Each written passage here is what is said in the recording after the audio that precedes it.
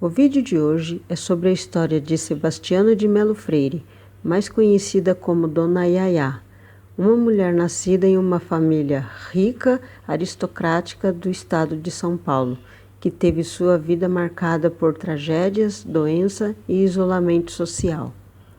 A casa onde morou no bairro do Bexiga se tornou um símbolo das lendas urbanas paulistanas. Este roteiro foi baseado em artigos e livros que tratam do assunto.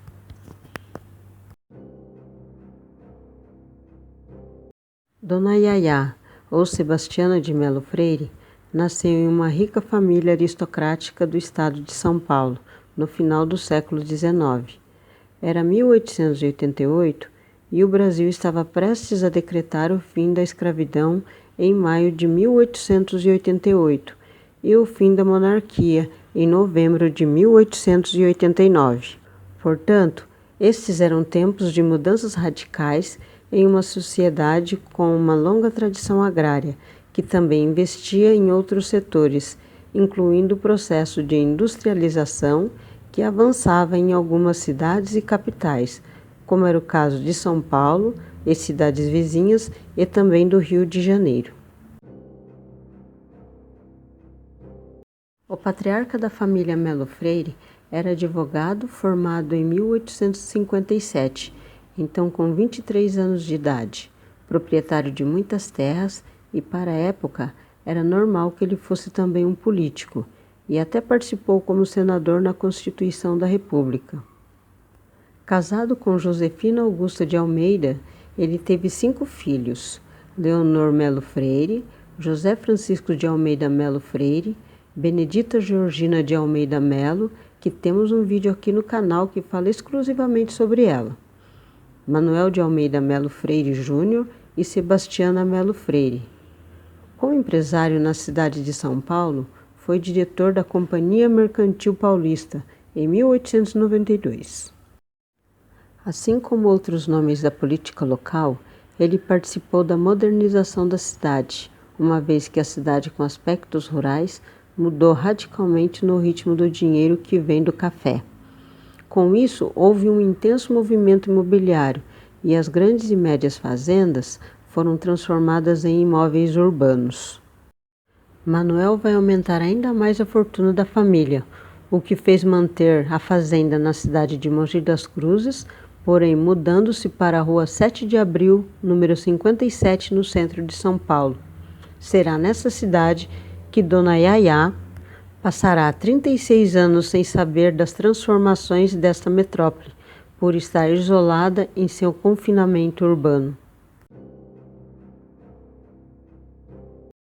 Dona Yaya vivia em São Paulo, mas parte de sua infância ela viveu na cidade onde nasceu, Mogi das Cruzes, localizada a 60 quilômetros de São Paulo, em uma fazenda que pertencia à sua família.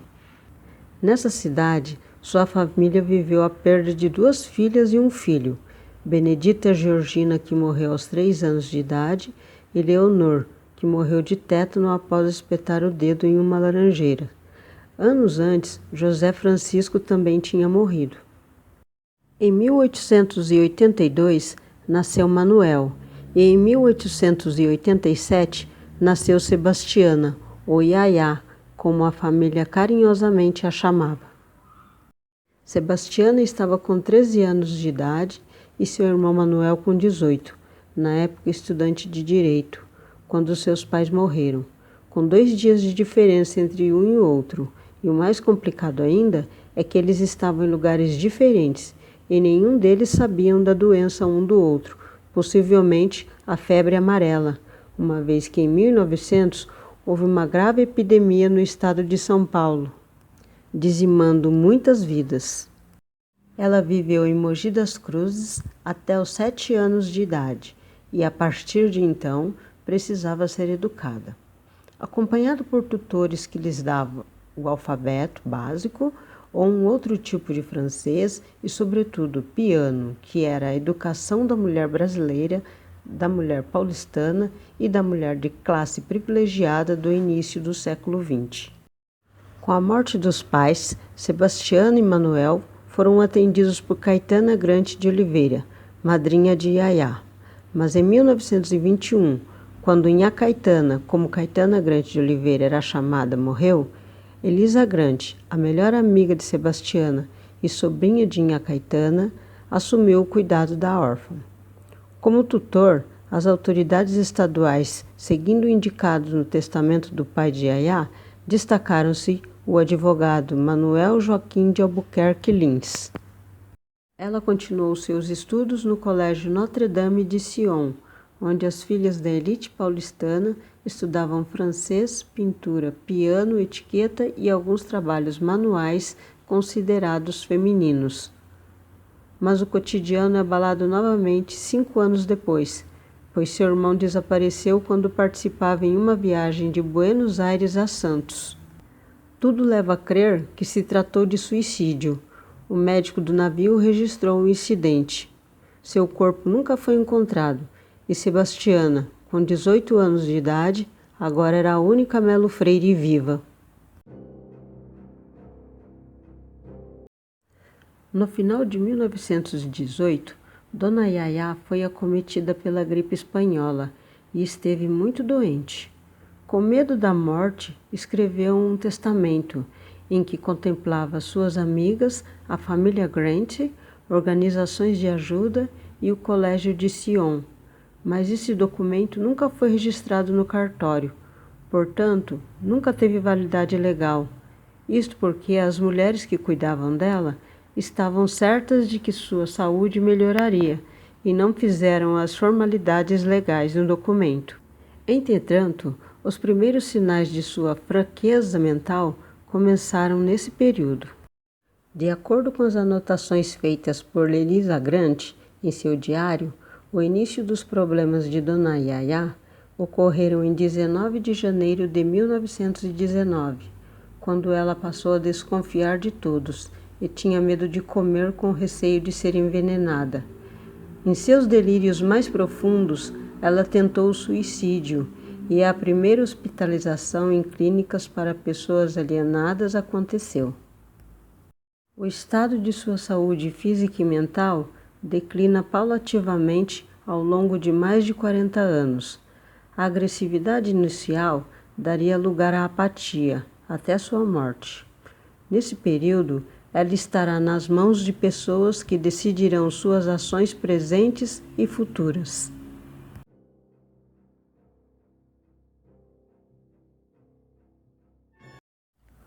O jornal da época, O Parafuso, acompanhou o caso e produziu várias histórias sensacionalistas, semelhante a um romance em série no qual contava a história da hospitalização de Yaya, como a odisseia de uma milionária, vítima de uma trama envolvendo seus guardiões, cuidadoras, médicos, parentes próximos e a família de sua madrinha.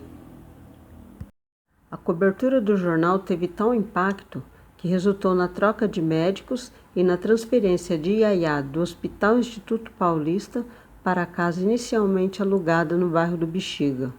Ela teria a ilusão de ter liberdade, mas a vigilância permitiria que apenas visse o que julgassem conveniente para ela. Para a casa nova, foram trazidos alguns objetos que poderiam ser representativos para Dona Yaya, como seu piano, imagens de santos que ela gostava e objetos que se referiam aos seus pais. Entretanto, 3 quartos foram reservados para ela. Em um deles havia uma cama e um vaso sanitário da época, feito de madeira, que eram cimentados no chão. As janelas eram fechadas para que somente a luz e ar passassem, e eram projetados pelo médico Juliano Moreira, um conhecido psiquiatra da época, para abrir somente do lado externo. O chão era feito de ladrilhos sem emendas. Através de uma pequena janela de uma das salas, ela contemplava durante muitas horas as imagens dos santos que estavam no aparador lateral do outro cômodo. O solário foi construído quando Dona Yaya tinha 65 anos, para que ela pudesse sair de seu quarto, caminhar, ver e sentir o sol. Nos aposentos destinados a Dona Yaya, não havia mais que um essencial para o seu mínimo conforto. Dona Yayá, ou Sebastiana de Melo Freire, morreu aos 74 anos no dia 4 de setembro de 1961, às 14 horas e 55 minutos, vítima de insuficiência cardíaca, em um quarto do Hospital São Camilo, onde havia sido internada em 22 de agosto. Sem filhos ou parentes, teve sua herança transferida para a Universidade de São Paulo. O casarão permaneceu inabitado até 1991, quando passou por uma reforma. A história do isolamento da órfã, que aos 31 anos perdeu o controle sobre a própria vida ao ser considerada fora de suas faculdades mentais, tornando-se uma louca aprisionada sozinha em uma mansão deserta, foi o cenário perfeito para que a fama de Casa Mal-Assombrada pegasse, e os detalhes escabrosos ajudaram. A casa onde morou no bairro do Bexiga se tornou símbolo das lendas urbanas paulistanas e está aberta para visitação gratuita. O ar medonho do local atrai pessoas de todos os cantos. Há boatos de que ainda é possível ouvir os gritos da menina assustada e que frequentemente ela aparece em uma das poucas janelas se você for para procurá-la à noite. Gostou desse vídeo? Então deixe seu like e compartilhe. E até o próximo!